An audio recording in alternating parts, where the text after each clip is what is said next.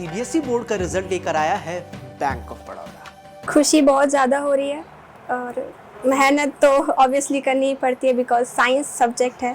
वहाँ पे सब चीज़ें बहुत ज़्यादा प्रैक्टिकल होती हैं तो कॉन्सेप्चुअल चीज़ पे ध्यान देना पड़ता है। बाकी दोनों ही चीज़ें, मेहनत भी है और लक भी होता है थोड़ा बहुत तो, और टीचर्स की मेहनत, मेरे परिवार की मेहनत और मेरी मेहनत। मैंने कभी घंटों पे ध्यान नहीं दिया कि मैं इतने घंटे पढ़ूंगी आज। मैंने ये ध्यान दिया कि मेरे को आज इतना टॉपिक करना है, जैसे मैंने 10th में भी बोला था कि मेरा टारगेट है एक दिन में मेरे को इतना पढ़ना है। फिर रेगुलरली ऑन एवरेज 9 से 10 घंटे होता था, पर कभी कभी 5 से 4 घंटे भी हो जाता था, कभी कभी 12-13 घंटे भी हो जाता था, तो वो फिक्स नहीं था। और टिप्स वगैरह यही है कि हमारे साइंस के सारे सब्जेक्ट्स में कॉन्सेप्चुअल चीज़ें बहुत है, समझो अच्छे से तो चाहे कितना भी हार्ड क्वेश्चन हो आप उन्हें सॉल्व कर पाओगे। जैसे कि फिजिक्स का पेपर बहुत हार्ड था, कॉन्सेप्चुअल था, बट सही है अगर आपके माइंड में सारी चीज़ें क्लियर है तो आप उन्हें अच्छे से कर सकते हो। उस वक्त उल्टा थोड़ा सा ऐसे था कि एकदम ऐसे हैक्टिक नहीं था, उल्टा नॉर्मली उठो अच्छे से रिवाइज़ करो, क्योंकि पूरा साल मैंने कम से कम फिज़िक्स को और सारे सब्जेक्ट्स में हर चीज़ को 5 बार रिवाइज कर दिया था।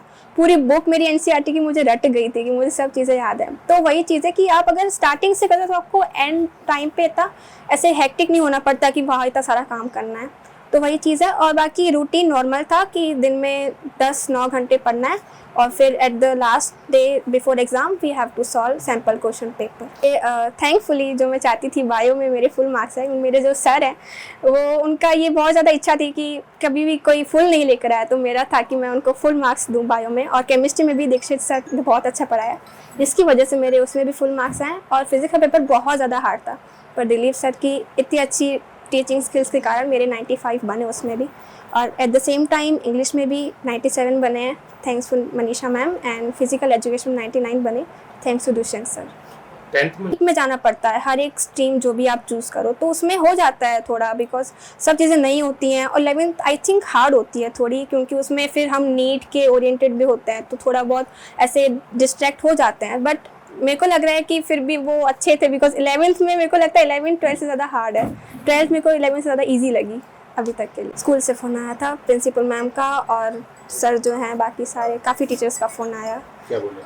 कॉन्ग्रेचुलेशंस, हमें पता था और बधाई हो आपको, आपकी मेहनत रंग लाई। और घर वालों का कितना सपोर्ट रहा? बहुत ज़्यादा। मेरा, मैं बोलती हूँ ना कि 90% फैमिली का और टीचर्स का ही रहता है। मेरे नाना जी, दादाजी, सबका बहुत सपोर्ट है, सबने मेरे को बहुत मोटिवेट किया है, मेरे parents. And I think environment जो मेरे को प्रोवाइड किया, एटमॉस्फेयर, वो उसी की वजह से मैंने ये किया है, तो I am very grateful to them.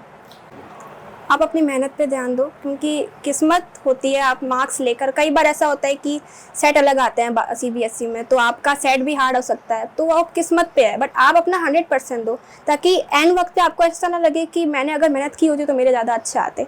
आपको सेटिस्फेक्शन होना चाहिए कि चाहे मेरे कितने भी आए बट मैंने अपनी पूरी मेहनत की है, बाकी अब किस्मत होती है हर चीज़।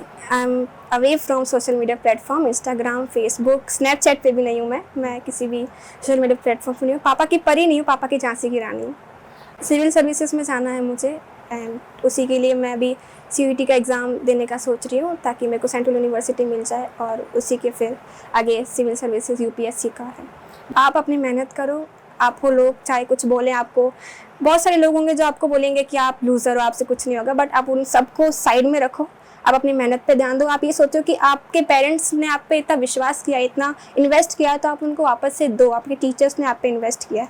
और बाकी खुद पे विश्वास रखो, जो मेरे को मेरी प्रिंसिपल मैम ने सिखाया है, because I was not that much confident child, but उन्होंने मुझ में कॉन्फिडेंस बिल्डअप किया है। Thank you very much. और खुद पे विश्वास रखो, बाकी दुनिया जो कहे छोड़ो और अपनी मेहनत करो। फिर रिजल्ट तो वैसे भगवान के हाथ में होता है, आप कुछ नहीं कर सकते उसमें।